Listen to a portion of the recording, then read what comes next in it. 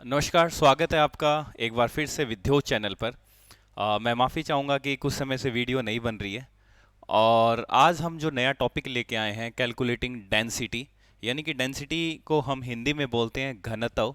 ठीक है, तो घनत्व के बारे में हम पढ़ेंगे।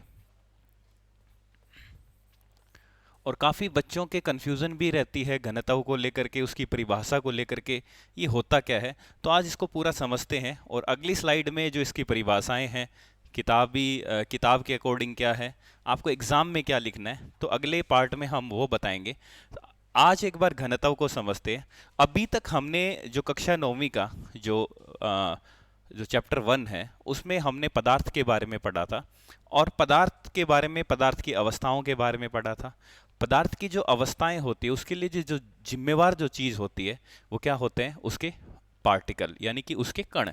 तो कण हमने देखा था कि जिसमें कण क्या है कि दूर दूर हैं वो गैस है, जिसके कण थोड़े पास में हैं वो क्या है, तरल है यानी कि लिक्विड है। और जिसके कण बिल्कुल पास में है वो क्या है, सॉलिड है यानी कि क्या है, ठोस है। तो आइए हम चलते हैं घनत्व के टॉपिक पर कि घनत्व कैसे निकालते हैं किसी भी चीज़ का, और घनत्व कम ज़्यादा होने से फर्क क्या पड़ता है।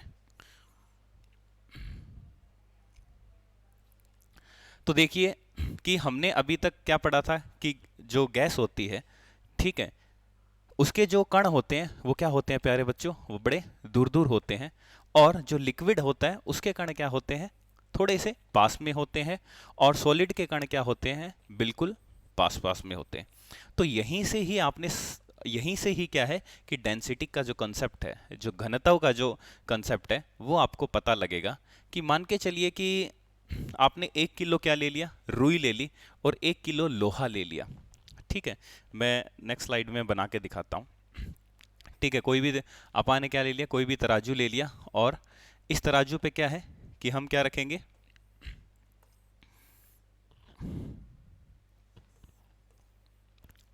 ठीक है, एक साइड क्या रखेंगे, 1 किलो क्या रखेंगे, रुई रखेंगे। ठीक है, और एक साइड क्या है, हमने 1 किलो का बाट रख दिया, कोई भी वेट रख दिया। ठीक है, ये रो। तो मैं आपसे पूछूं दोनों में से भारी कौन सी चीज है, 1 किलो रुई भारी होगी या 1 किलो का लोहे का टुकड़ा है वो भारी होगा।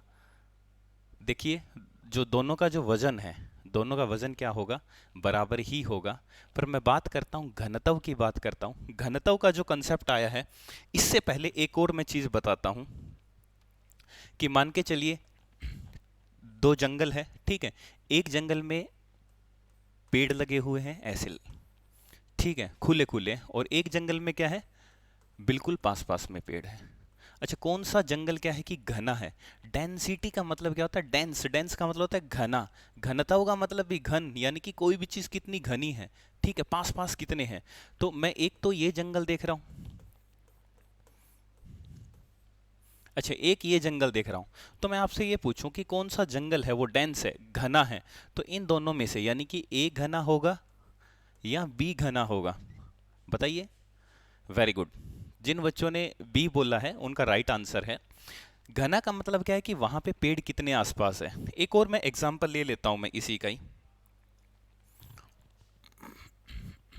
आपके जो डेली लाइफ के जो एग्जांपल है ना वहां से लेते हैं, ताकि आपको क्या है कि बड़ी आसानी से क्या है कि घनत्व का कंसेप्ट समझ आ जाएगा। ठीक है, ये मान के चलिए ये पार्किंग है, ये गाड़ियां खड़ी कर रहा हूं मैं। ठीक है, ये अमेरिका की पार्किंग है। ठीक है, अमेरिका में गाड़ियां खड़ी है।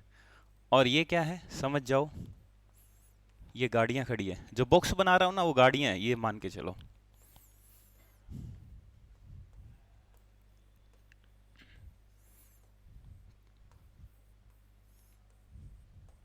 ये देखिए, तो अब समझ जाइए कि कौन सी जगह पे गाड़ियां ज़्यादा है, घनी है। तो मैं पूछूं कि गाड़ियों की जो डेंसिटी है, ठीक है, वो कौन से केस में ज़्यादा है। यानी कि एक अगर मैं जगह देखता हूं, यानी कि मैंने क्या है कि एक बॉक्स ड्रॉ कर लिया, और सेम इतना का इतना ही बॉक्स मैंने क्या क्या है कि यहाँ पे ड्रॉ कर लिया। ठीक है, कौन से बॉक्स के अंदर ज़्यादा गाड़ियाँ आ रही है, ऑब्वियस बात है अमेरिका में या इंडिया में। ऑब्वियस बात है इंडिया में। अब इंडिया में तो ज़्यादा गाड़ी है, इसका मतलब इंडिया अमीर हो गया, है ना। नहीं, यहाँ पे व्यवस्था अच्छी है, और यहाँ पे थोड़ी व्यवस्था अच्छी तो है पर बिगाड़ हम ही देते हैं।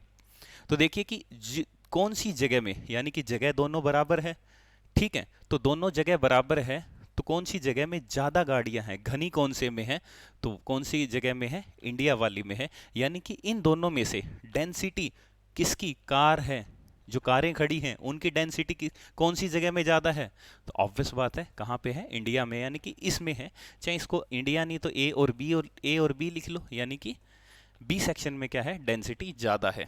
इसी में एक और चीज़ आती है जो बड़ी इंपॉर्टेंट है, जो बच्चे कंपटीशन या आगे बच्चों जब आप पढ़ोगे तो उसमें आपको आएंगे भी, जनसंख्या घनत्व आ जाता है, ठीक है। जनसंख्या घनत्व भी क्या है कि बड़ा सिंपल सा कंसेप्ट है, ठीक है। मान के चलिए कि ये क्या है, एक शहर है, ठीक है, कोई भी शहर है, किसी का भी लगा लो, ठीक है, और ये क्या बने हुए हैं, घर बने हुए हैं, ठीक है, और ये पूरा का पूरा एरिया मैंने क्या ले लिया, 1 किलोमीटर ऐसे है बच्चों, और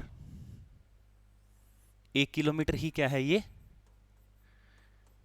ऐसे है, ठीक है। ऐसे ही मैंने इसका भी ले लिया ऐसा एरिया, ठीक है, 1 किलोमीटर क्या है, ये लंबा है, और 1 किलोमीटर क्या है, ये चौड़ा है, ठीक है। और इसमें क्या है कि घर ऐसे बने हुए हैं, ठीक है, टिपिकल मोहल्ला लगा लो जो हमारे इंडियन शहरों में होता है, या जिस शहर में आप हो आपके मोहल्ले के देख लो कि घर कितने पास पास होते हैं, ठीक है। तो एक बात बताइए, 1 किलोमीटर स्क्वायर के एरिया में, यानी कि इसका जब क्षेत्रफल निकालूंगा ना बच्चों, किसी भी हम स्क्वायर का क्षेत्रफल निकालेंगे तो 1 किलोमीटर गुणा में 1 किलोमीटर करेंगे ना, तो कितना आ गया, 1 किलोमीटर का स्क्वायर। यानी कि 1 किलोमीटर स्क्वायर में कौन से क्षेत्र में आबादी ज़्यादा है, लोग ज़्यादा रहते हैं, तो कौन से क्षेत्र में रहते हैं, इस क्षेत्र में रहते हैं। यानी कि यहाँ का जनसंख्या घनत्व क्या हो गया, बहुत ज़्यादा हो गया। तो हमारा जो मेन टॉपिक है, जिस टॉपिक पे हम आज चर्चा कर रहे हैं, वो है घनत्व पदार्थों का, ठीक है। तो ऐसे ही क्या है कि अगर इस लोहे के टुकड़े में से, ठीक है, मैं क्या निकाल लूँ, एक बॉक्स निकाल लूँ, ऐसे काट लूँ, मैं छोटा सा टुकड़ा काट लूँ, ठीक है, जिसकी 1 सेंटीमीटर क्या है, लंबाई चौड़ाई क्या है, बराबर है। और ऐसे ही क्या है कि रुई में से मैं क्या निकाल लूँ, एक ऐसे टुकड़ा निकाल लूँ काट करके, ठीक है। तो कौन से टुकड़े के अंदर, ये क्या है, ये रुई का टुकड़ा है, आर से लिख देता हूँ, और ये क्या है, लोहा है, यानी कि आयरन है, ठीक है। तो कौन से टुकड़े के अंदर जो पदार्थ की जो मात्रा है, ठीक है, जो कण है, ठीक है, जो पदार्थ है ज़्यादा है, बताइए। तो लोहे के अंदर तो क्या देखते हैं हम, बिल्कुल पास पास में कण होते हैं, और रुई के अंदर क्या मिलेंगे, दूर दूर मिलेंगे। तो इसलिए लोहे की जो डेंसिटी है, लोहे का जो घनत्व है, वो क्या हो जाता है, ज़्यादा हो जाता है। तो उम्मीद करता हूँ आप सभी को समझ आ गया होगा। यानी कि हम क्या देखते हैं, पदार्थ की मात्रा को देखते हैं, और पदार्थ की मात्रा को हम क्या कहते हैं, मास भी कहते हैं। हमने जो पिछले जो चैप्टर्स है उसके अंदर हमने पढ़ा भी था कि जो वेट और मास में फ़र्क क्या होता है, ठीक है। तो इसीलिए क्या होता है कि जब आप देखेंगे कि कुछ चीज़ें पानी के ऊपर तैरती है और कुछ चीज़ें पानी के अंदर डूब जाती है, वो इसी वजह से होता है कि जो पर क्यूब मीटर की बात करता हूँ मैं, ठीक है, यानी कि इसका फार्मूला अगर मैं आपको बताऊँ, मैं इससे पहले एक और मैं टॉपिक है वो भी मैं बताना चाह रहा था, ठीक है। तो ये मान लीजिएगा कि ये जो हमने अभी पढ़ा था, ये क्या था कि मान के चलो कि रुई का जो हमने क्यूब काटा था, एक टुकड़ा काटा था, और ये क्या है कि हमने एक लोहे का टुकड़ा काटा था। तो कौन से के अंदर पदार्थ की मात्रा ज़्यादा थी, लोहे के अंदर थी, ठीक है। तो इसलिए लोहे का जो घनत्व क्या हो गया, ज़्यादा हो गया। घनत्व का मतलब होता है कोई भी चीज़ कितनी घनी है, उसके अंदर कितनी पदार्थ की मात्रा है। और यहीं से ही क्या है कि आपको मैं एक जीके का भी क्वेश्चन बताता हूँ। ये जो फोटो देख रहे हैं, ये समंदर के अंदर देखो कि दो लोग हैं, आराम से क्या है कि बैठ के अखबार पढ़ रहे हैं, ठीक है। ये जो फोटो है ये है डेड सी की। ये आपके लिए एक क्वेश्चन भी है कि डेड सी कहाँ पे है। मैप के अंदर बच्चों जरूर देखना कि डेड सी कहाँ पे है। और ये डेड सी क्या है कि समंदर का पानी है, ये क्या है कि बहुत ज़्यादा खारा है, जिसके कारण पानी की जो डेंसिटी है वो क्या हो गई है, बहुत ज़्यादा बढ़ गई है। पानी का घनत्व क्या हो गया है, बहुत ज़्यादा बढ़ गया है। यानी कि अगर मैं एग्जाम्पल लेकर के मैं अगर आपको दिखाता हूँ, ठीक है, ये मैंने पानी का कोई भी एक टुकड़ा काटा, और इसके अंदर क्या है कि पानी के पार्टिकल है, और इसके अंदर नमक की मात्रा होने के कारण इसके अंदर जो पदार्थ की मात्रा है, कण हैं, वो क्या हो गए, बहुत ज़्यादा हो गए। और इसके ऊपर जो आदमी जो लेटे हुए हैं, ठीक है, उनके अंदर कणों की मात्रा, पदार्थ की मात्रा क्या है, कम है। ठीक है, उतने ही एरिया में, यानी कि अगर आदमी का भी मैं अगर इतना टुकड़ा काटूंगा,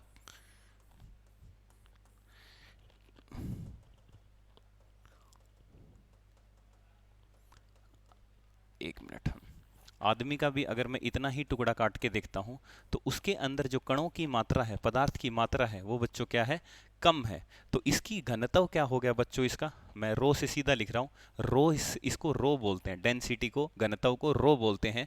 ठीक है, यानी कि इसकी जो डेंसिटी है, ठीक है, यानी कि क्या है, जो घनत्व है वो क्या है, कम है, और इसका क्या है, ज़्यादा है। और इसीलिए क्या है कि कोई भी चीज़ जिसका घनत्व कम होगा, और वो हमेशा क्या है, ऊपर तैरेगी। इसलिए बर्फ़ है, बर्फ़ को कभी लेना बच्चों, बर्फ़ को जब पानी के अंदर डालोगे तो बर्फ़ उसके ऊपर तैरने लग जाती है। क्यों? क्योंकि बर्फ़ का घनत्व क्या होता है, पानी के घनत्व से कम होता है। और भी बहुत सारे उदाहरण देख रहे हैं, तेल देखते हैं, तेल को पानी के अंदर डालना, तेल क्या है, ऊपर तैरने लग जाएगा। तो उम्मीद करता हूं ये आपको समझ आया होगा। और जो घनत्व है, घनत्व को हम किससे लिखते हैं, रो से लिखते हैं। रो का मतलब मैं बता चुका हूं, घनत्व, और इंग्लिश में हम इसको डेंसिटी बोलते हैं, और इसका फार्मूला क्या होता है, मास पर यूनिट वॉल्यूम। ठीक है, कि कोई भी चीज़ के अंदर कितना पदार्थ है और उसका कितना आयतन है। ठीक है, उसको हम क्या पर यूनिट वॉल्यूम क्यों लेते हैं हम, यूनिट का मतलब क्या होता है कि हमने जो कोई भी टुकड़ा काटा ना किसी भी पदार्थ का, उसकी लंबाई ऊंचाई वो हमने एक ले ली, एक कुछ भी हो सकता है, 1 सेंटीमीटर भी हो सकती है, 1 मीटर भी हो सकता है। ठीक है, ठीक है, और इसको हमने जब वजन किया, ठीक है, इसको जब हमने वजन किया, तो इसका जो हमारा जो घनत्व है वो कितना निकला। यानी कि मान के चलिए कोई भी पदार्थ है, कोई भी पदार्थ है, ठीक है, उसका मैंने कोई भी टुकड़ा काटा, ठीक है, यानी कि हवा है, इस हवा में से मैंने 1 मीटर 1 मीटर 1 मीटर इतना टुकड़ा काटा, और उस टुकड़े का वजन किया। यानी कि यहाँ पे कोई भी तरह की गैस थी, जब उसका मैंने वजन किया तो मान के चलो उसका वजन आया 10 किलो आया। ठीक है, और मैंने टुकड़ा कितना काटा था, 1 1 मीटर का काटा था, तो उसका जो आयतन का जो फार्मूला हो गया, क्या हो गया, 1 मीटर गुणा में 1 मीटर गुणा में 1 मीटर, और इसका क्या आ गया, 10 किलो पर मीटर क्यूब। ठीक है, इसलिए कई बार आपसे पूछ भी लेता है, घनत्व की जो इकाई है वो क्या होती है। ठीक है, हम ये भी लिख सकते हैं, यानी कि मीटर क्यूब भी लिख सकते हैं, जो डायमेंशन आपको दे रखी है उस डायमेंशन में आप लिख सकते हैं। ठीक है, तो इस तरीके से क्या है कि आपसे पूछे कि दो पदार्थ है, ठीक है, मैं एक न्यूमेरिकल देता हूं मैं। ठीक है, मान के चलो कि कोई भी क्या है, द्रव है, ठीक है, या क्या है, लिक्विड है, ठीक है, उसकी जो डेंसिटी है मान के चलो क्या है, 1000 किलो मीटर क्यूब है, और दूसरा क्या है कि एक की डेंसिटी है 1500 किलो मीटर क्यूब है, और एक की क्या है, 500 किलो मीटर क्यूब है, ये सी है। तो इनमें से वो बोलता है कि इन तीनों तरल को क्या करना है, आपने क्या करना है, इस बोतल के अंदर डालना है। ठीक है, तो बताता है कि बताइए सबसे जो नीचे होगा, द्रव होगा, वो कौन सा होगा, सबसे नीचे कौन सा होगा, जो सबसे भारी होगा, सबसे भारी कौन सा होगा, जिसका अगर एक टुकड़ा काटे उसमें सबसे ज्यादा क्या हो, वजन हो, यानी कि सबसे ज्यादा पदार्थ हो, तो वो किसके अंदर है, बी के अंदर है। जब इसको हम डालेंगे तो बी की जो 1500 किलो डेंसिटी है, तो बी हमारा क्या है बच्चों, यहाँ पे आएगा। फिर कौन सा आएगा, जो इसके बाद जो हल्का है, कौन सा है, ए है। ठीक है, जो हमारा क्या है, यहाँ पे आएगा।